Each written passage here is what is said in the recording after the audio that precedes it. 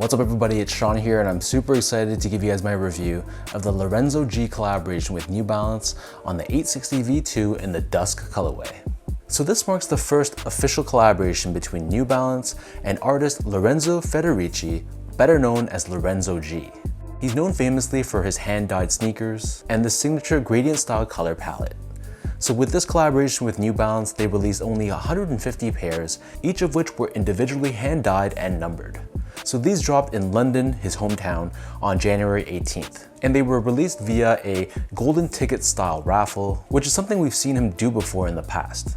So those that got lucky with the golden tickets were able to buy these for a price of 250 Great British Pounds, which is roughly 260 USD or 360 Canadian dollars converted.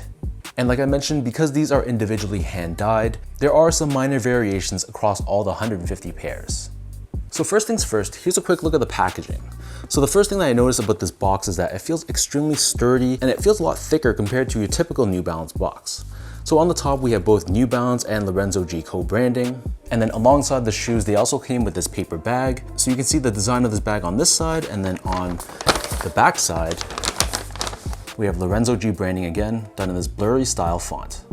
So as for the shoes themselves, diving into the details, this is your classic 860 V2 silhouette, but obviously the star of the show is the individually hand-dyed mesh. So you can see how it's done in this gradient style, where on the left foot it goes from a deep purple on the toe to this bright orange on the heel, and then it's inverted on the right foot, where it's bright orange on the toe and this dark purple or blue on the heel. And before I forget to mention, the colors of the shoe are inspired by the colors of the London sky during sunset. Overlaid on top of the toe box, we have these synthetic silver layers with black color detailing. This also covers the sides of the toe box as well as the eyelets as well. And then beneath this on the mid panel, we have this New Balance N logo. This is also done in that metallic silver color with black colored detailing. Beneath this, underneath the New Balance N logo, we have this translucent mesh. And then moving downwards, we have more of that gradient style mesh. Overlaid on top of this, we have more silver layers with 860 V2 branding found on the lateral heel. And then underneath this, on the bottom of the heel, we have these black colored layers, and we also have the New Balance logo on the center of the heel.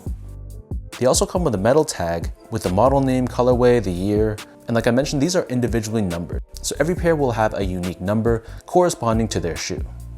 As far as the laces go, so this pair only comes with one lace option, and they're an oval shape, very stretchy lace in black with white colored edges to give it a little bit more contrast.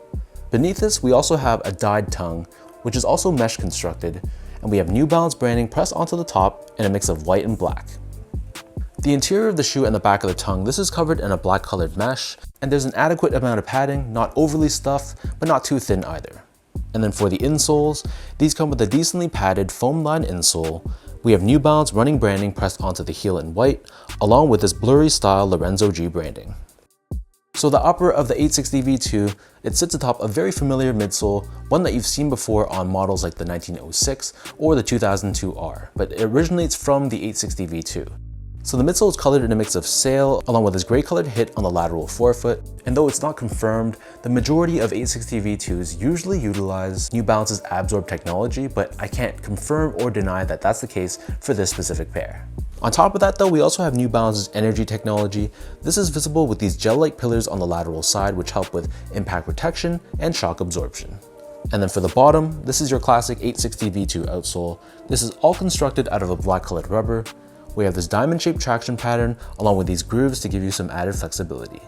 And then in the middle, this plastic part, this is New Balance's Stability Web technology, which helps with torsional rigidity and midfoot support. So that breaks down the look and the construction of this pair. And for those wondering about sizing, to me these fit like any other 860 V2, so I go true to size for a nice, slightly snug fit. To give you guys a point of comparison, I also wear a size 10 in other New Balance silhouettes like the 2002R, 1906R, the 1500, the 991, the 991 V2, whereas I usually go down half a size to a 9.5 in a lot of the made in the USA models like the 992, 993, and most of the 990 series. So long story short, if you have a narrow, normal, or even a slightly wide foot, you can go true to size in these, but if you have more of a wider foot or if you like more of a roomy shoe, then you can also go up half a size for these as well. Moving on to the comfort, so the 860 V2 is an extremely comfortable sneaker. The upper is extremely lightweight, It's very breathable, very airy, and underfoot, if you've worn a 2002R or a 1906R or even another colorway of the 860 V2, you'll know that the midsole of the shoe balances both cushioning with support. So it's not the softest sneaker on the market, but if you're going to be wearing these for long durations, I think it teeters the line very well, giving you a good balance where there's some level of plushness underfoot, but it's not going to be overly soft and mushy. So I think in the summertime when it's a little hotter out there, with this breathable upper, it's going to be a great option to rock. Lastly, in terms of the quality and the craftsmanship, so I'm talking strictly about the materials of the shoe itself, not about the dye job or anything like that. So the materials on the shoe are all synthetic, so there's no high quality leathers or suedes, nothing like that on this shoe, which kind of makes sense considering this is supposed to have that Y2K aesthetic. The build of the shoe I thought was fine as well. Obviously, because these are individually hand dyed, some of that dye did transfer onto the stitching, for example, but it's one of those things where it actually adds to the character of the shoe. So long story short, I had no issues with the actual build of the sneaker.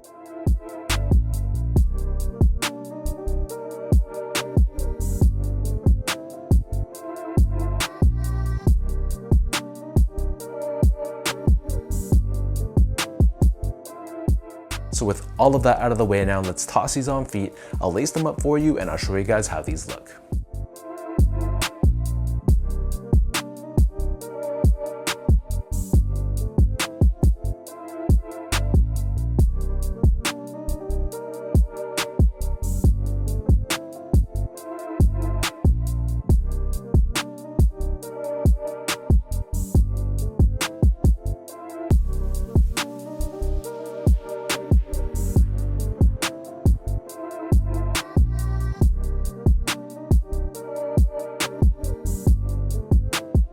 Love or hate the colorway of this shoe, I think what really draws people to this is obviously first off that it's limited to 150 pairs. Being so limited, it's gonna draw a lot of people, whether you're an actual New Balance enthusiast or like a reseller or someone that's just into more hype sneakers. The fact that it's so unobtainable makes it kind of special in that way. But also because Lorenz.OG is one of those up and coming artists, especially in the sneaker space. And this being his first official collaboration with New Balance, I thought this was a pretty well executed sneaker, but it ultimately comes down to whether you're a fan or not of his signature aesthetic. This gradient style is obviously extremely loud, and just based off of people's comments on Instagram, this shoe seems to have a lot of haters and people that just aren't fans of the colorway. That totally makes sense though. Like I said, this is much more of a statement piece and it's for sure not a shoe that you're gonna wear as your daily beater, obviously price aside. But I'm curious to know, what do you guys think about the actual design and the look of the shoe? Let's say if these were more of a GR, is this something that you would pick up for yourself? Are the colors just too flashy for you? Leave your thoughts down below and let's talk about it. And as usual, if you guys enjoyed this review, be sure to like, comment, and subscribe to my channel if you haven't yet. You can follow me on Instagram at esco8, check me out on X at sean.go spelled out, and visit my website at seango.ca. So thank you everyone for watching. Hopefully you guys enjoyed this review and hopefully it helped you in some way. Appreciate your continued love and support, and I'll catch everybody in my next video.